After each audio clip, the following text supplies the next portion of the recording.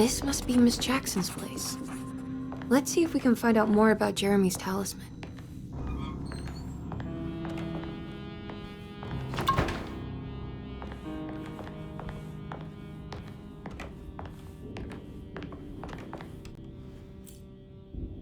It looks exactly like Jeremy's talisman.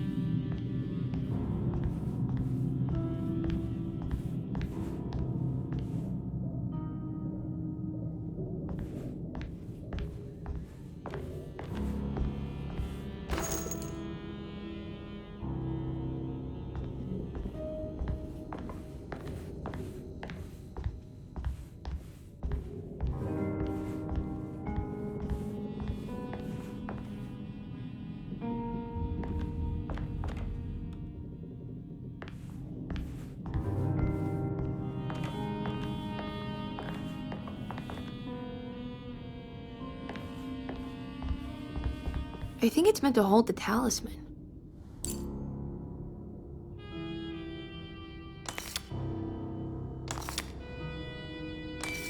I'm not sure what numbers I should use. Maybe there's something in Jeremy's notes.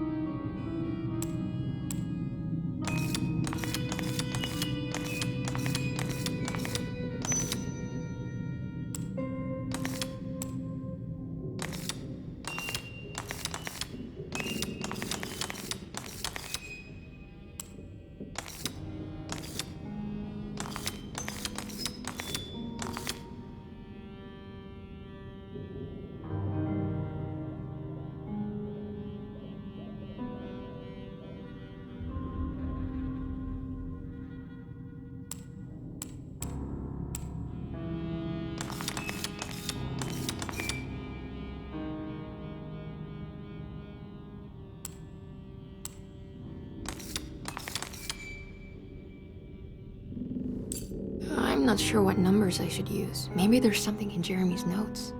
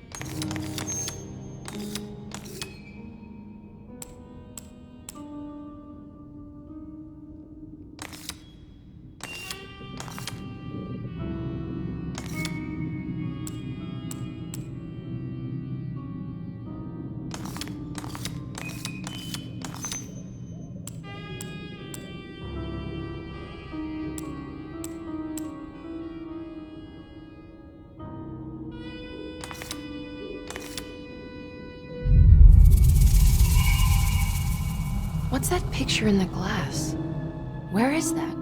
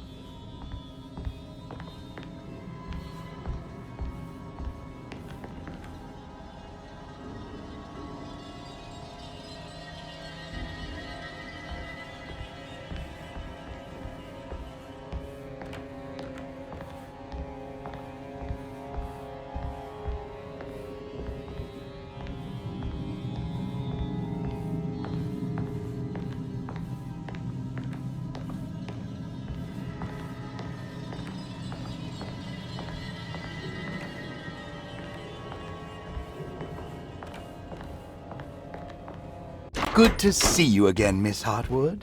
Mrs. Thompson told me you were here. She also alerted me that you brought a detective with you. I'm very curious to hear what this is all about. You don't remember me, do you, Miss Hartwood? We met at your family's house in the Garden District, when your uncle was about to be admitted under my care. No, I remember. Sorry. I'm not really feeling well. Well, in that case, have a seat. Let me make you a drink. I don't seem to have made much of an impression on you. On the other hand, I can vividly recall you and your parents. Because of our cheerful disposition, I'm sure. You are far too intelligent to think that. You come from a joyless family, Miss Hartwood. The only amusement I took from my visit was discovering that the young lady's drink was an old-fashioned. Very astute. Is that supposed to make you seem attentive or intelligent? Whatever you prefer. Are you ready to tell me why you are here, Miss Hartwood? And why you brought a detective? I received a letter from my uncle. He seemed certain that he was in danger here.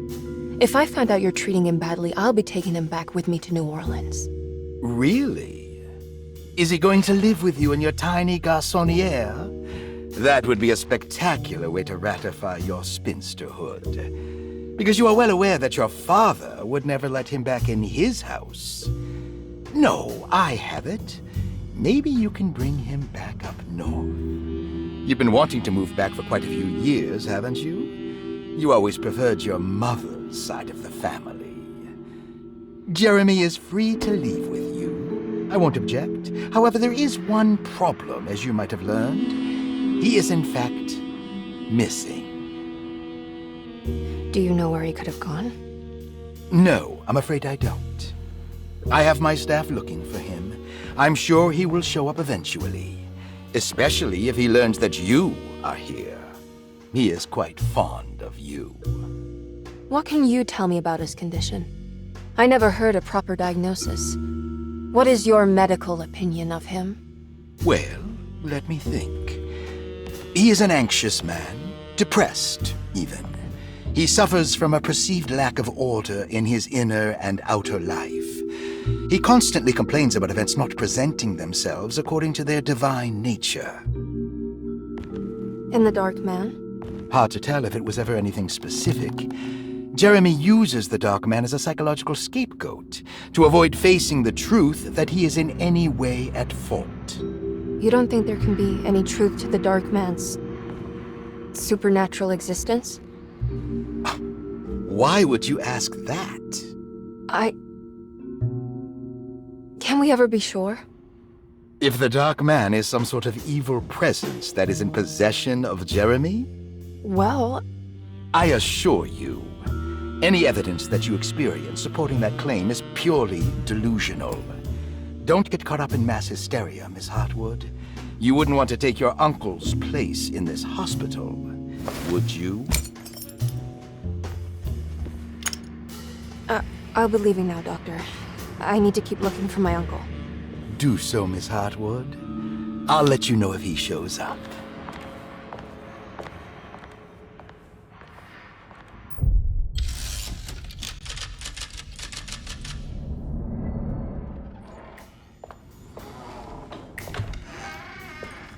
Detective Carnby! God, I'm glad to see you. I was afraid you had left. Me? You're the one who just disappeared. It's hard to explain. I think I blacked out. It was like I went somewhere else. It's okay, miss. You're clearly upset. No, I don't know what's happening. This is a very stressful situation for you, I understand. Ugh, no, you don't understand. Just take a deep breath. Why don't you sit down, smoke some of the Perique? If you want, I could even drive you back to New Orleans. I just want to have a talk with Dr. Gray first. I want to stay. I found a talisman just like the one in the painting. I think I might be able to figure out where Tarawea is, where Jeremy wanted to go. That's great. Just stay out of trouble, okay? Let me handle the investigation. I'm not crazy, Detective. Not yet. Okay, catch you later.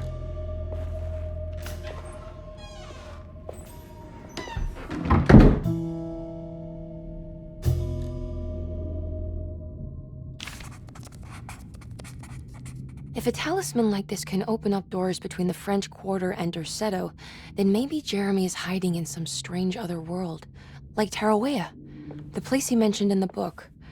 No matter where he is, it's clear that my search won't be limited to Derceto.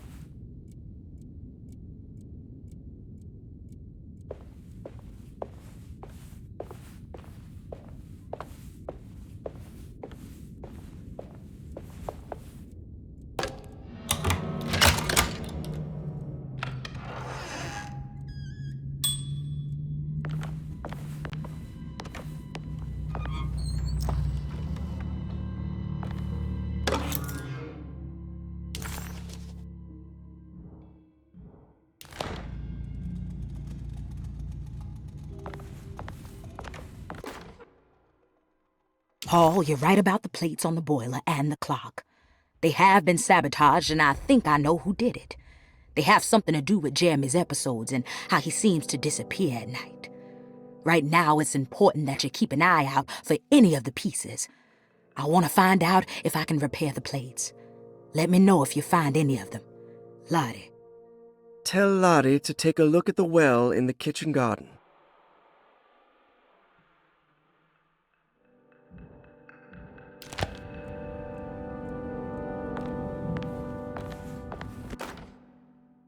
Dr. Elmore Lee Gray is DeSeto's chief doctor. Accounting and all administrative work is handled by me, Paul Waits. Magdalena Thompson, or Mags, is responsible for the household. Jean-Baptiste and Charlotte Tabois are responsible for keeping the guests' medical regimens in check. Finally, Jack Chance is our gardener, who can occasionally be seen in the conservatory, but is for the most part busy outside. There are currently 6 guests at DeSeto. Malcolm McCarthy and Ruth Tallant reside on the first floor.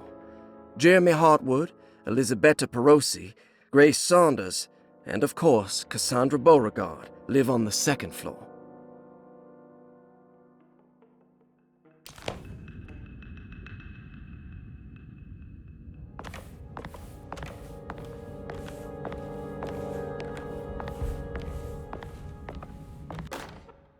Saw your notice in the boiler room. You should know Mr. Chance won't be coming back. I got no business being in there myself, but you can take a valve from the wine cellar if you want to try to stop the steam pouring out. Be careful.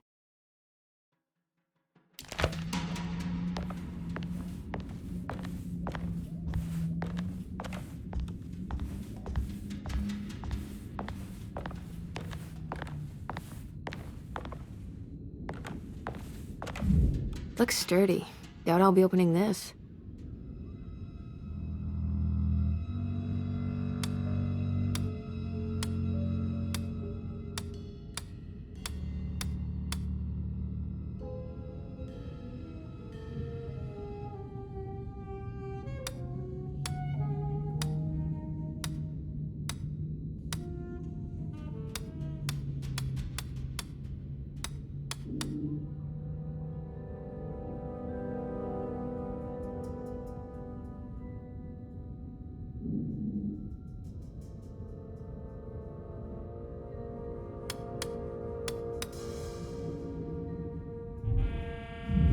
Looks sturdy.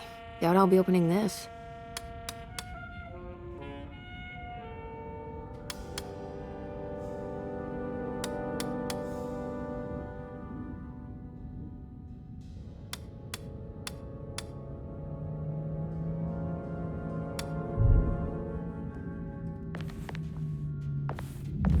Looks sturdy. Doubt I'll be opening this.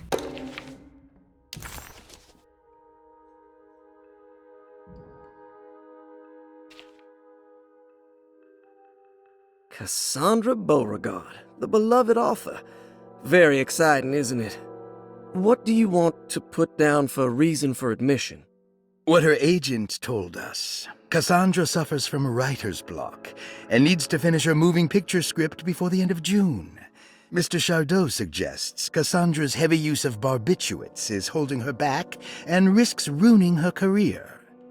And how should we summarize her personal history? Let's keep it short. Cassandra Beauregard is a beloved crime author who managed to pull herself out of poverty and into stardom.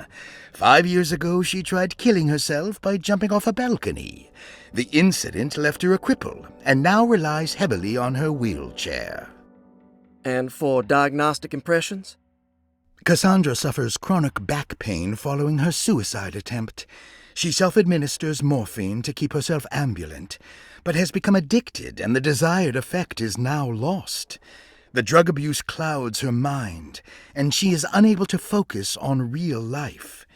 To save herself from this insight, she instead makes up stories to fill out the gaps in her own thought process, resembling the Korsakoff syndrome. Oh, bravo, Doctor. How will you treat her? First of all, she needs to be weaned from her drug addiction, and hopefully it will resolve her compulsive lying. Then look into permanently numbing her pain in her back through surgery. Finally, deal with her suicidal thoughts. Fantastic. With such a short time before June, I really hope she gets better soon. We will do what we can.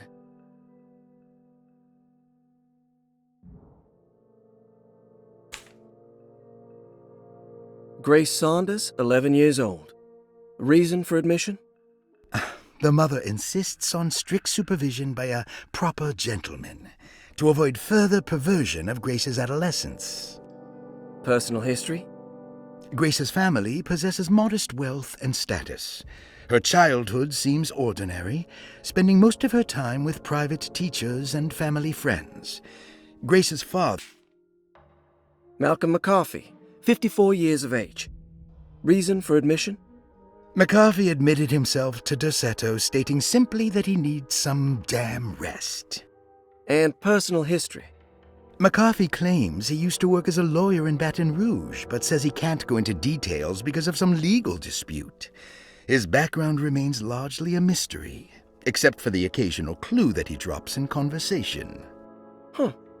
And Elisabetta Perosi, 33 years old? What should I put down as reason for admission?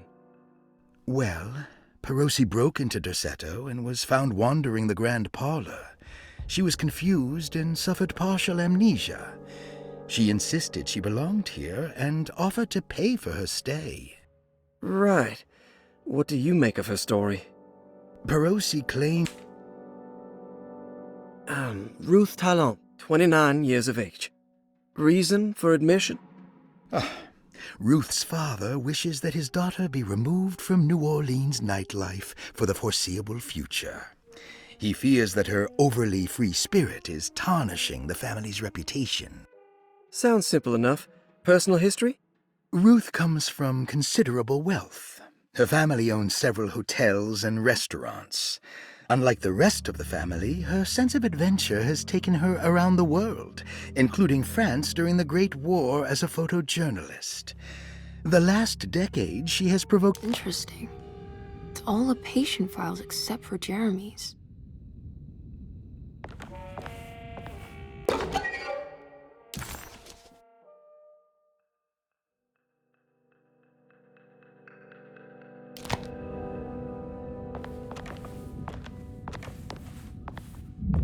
Looks sturdy. Doubt I'll be opening this.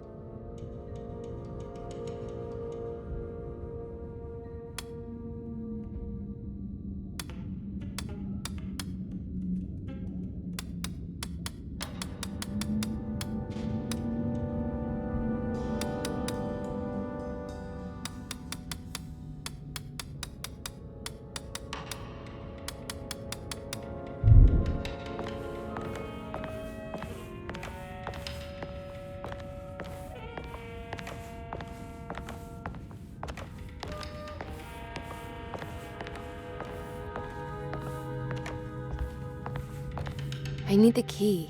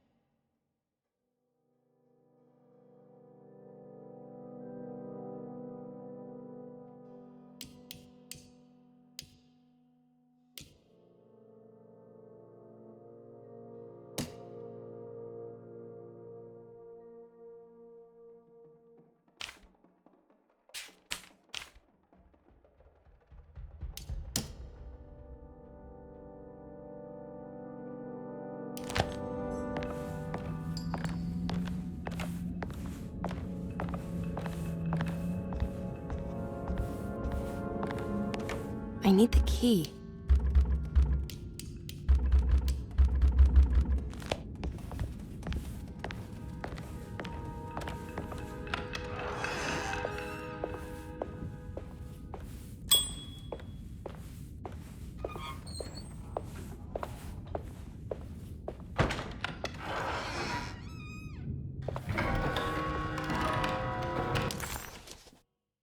Despite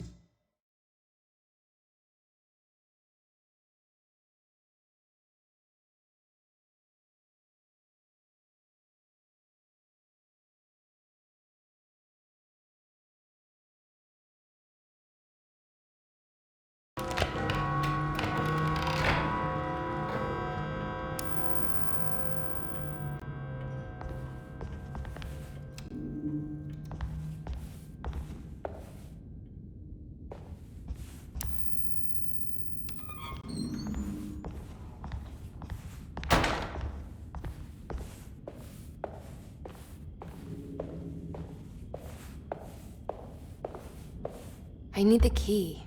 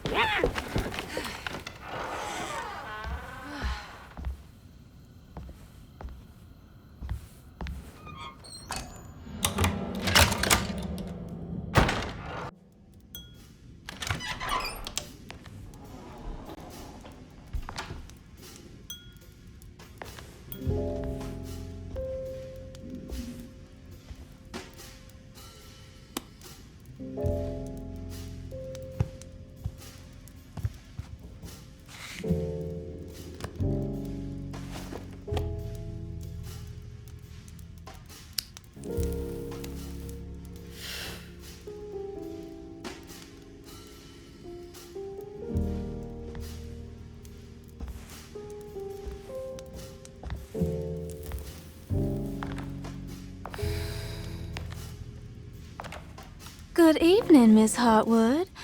That is your name, isn't it? I would be terribly embarrassed if it wasn't. You're right. Emily Hartwood, Jeremy's niece. Nice to meet you. Ruth Talon.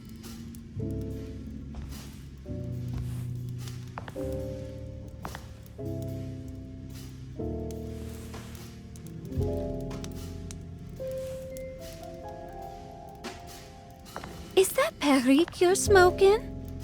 How terribly quaint. Maybe so, but I like it. Would you care to share some? That smell is making me feel very nostalgic.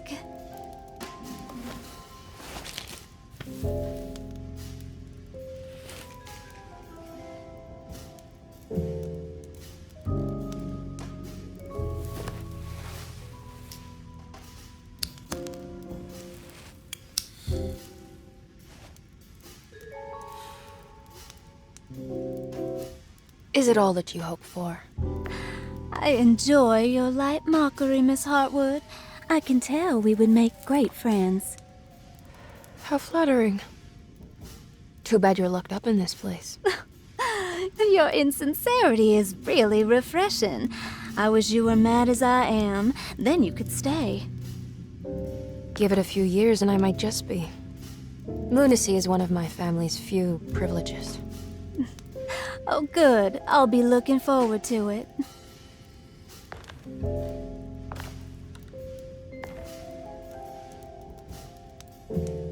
You don't know anything about what happened to Jeremy, do you? Everyone here is really strange, and it's hard to know what to make of anything you hear.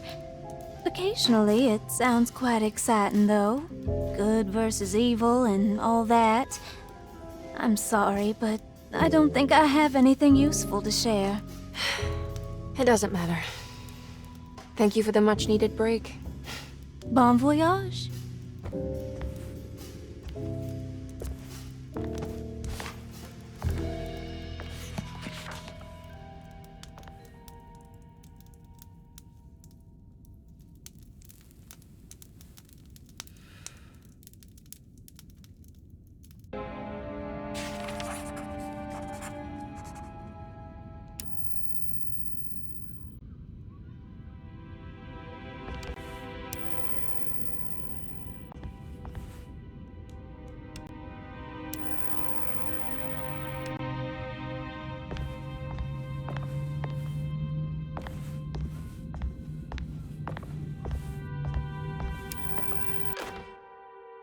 Lost Plantations of Louisiana, Thierry Briclot, 1917. Derceto was a small plantation on the eastern shore of Lake Pontchartrain. The land was considered difficult for industry and was sold for only $30 to Elijah Pickford in 1818. Pickford employed hundreds of workers from nearby New Orleans to clear the woods and build a small plantation mansion facing the lake with a striking Greek Revival temple facade. Derceto kept a modest production of Perique tobacco and indigo that persisted up till the Civil War. During the antebellum era, Derceto was the source of many rumors concerning voodoo and witchcraft. People who traveled the lake reported seeing people dance at night in front of bonfires, bleating and wailing. On June 17, 1862, Captain J.W. Norton of the Union Army recounts leading a raiding party from ships anchored in Lake Pontchartrain in order to seize control of Derceto and free the slaves working there. The captain was surprised to find the workers fighting back with unprecedented zeal. Norton's account describes these men and women as enraged with fanaticism. Pickford reportedly tried to placate the raiders, but was shot in the confusion. Captain Norton left the mansion burning and retreated to his ships with his men. Derceto was left in ruins for several decades. The ownership of the land was long disputed and returned to the Ledoux family in 1901. Several police reports were filed during the following years as the Ledoux tried to get rid of a camp of squatters on their land. The police made several visits to remove the trespassers, but the people kept returning. On November 1, 1907, Inspector Legrasse of the police charged a deadly attack in order to save several children kidnapped by the squatters. Many were killed and even more were jailed. The following year, Ledoux rebuilt Derceto, incorporating the surviving stone foundation and adding a magnificent wrought iron conservatory. The farmland had been reclaimed by the surrounding woods, so it was no longer profitable to use as a plantation. Instead, the house was turned into an artist's colony. The Astarte Artist Colony was a successful group of artists, including figures such as painter Heinrich Cassel and poet Nora Keith. The group was also known for their beloved Mardi Gras crew called the Pirates of Pontchartrain. On September 29, 1915, a tropical hurricane tore through Louisiana, causing Lake Pontchartrain to flood New Orleans. Due to the remote location of Derceto, it took almost 2 weeks for outsiders to learn that the artist's colony was abandoned. The 12 residing artists had all vanished without a trace. The empty mansion of Derceto still stands on the shore of Lake Pontchartrain, with much of its temple facade intact. The Ledoux family currently has no intention of repairing the house.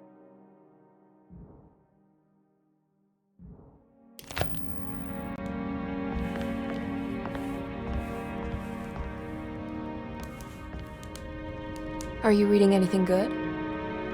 A Brightness from Afar by Lord Boleskine? It's actually not bad.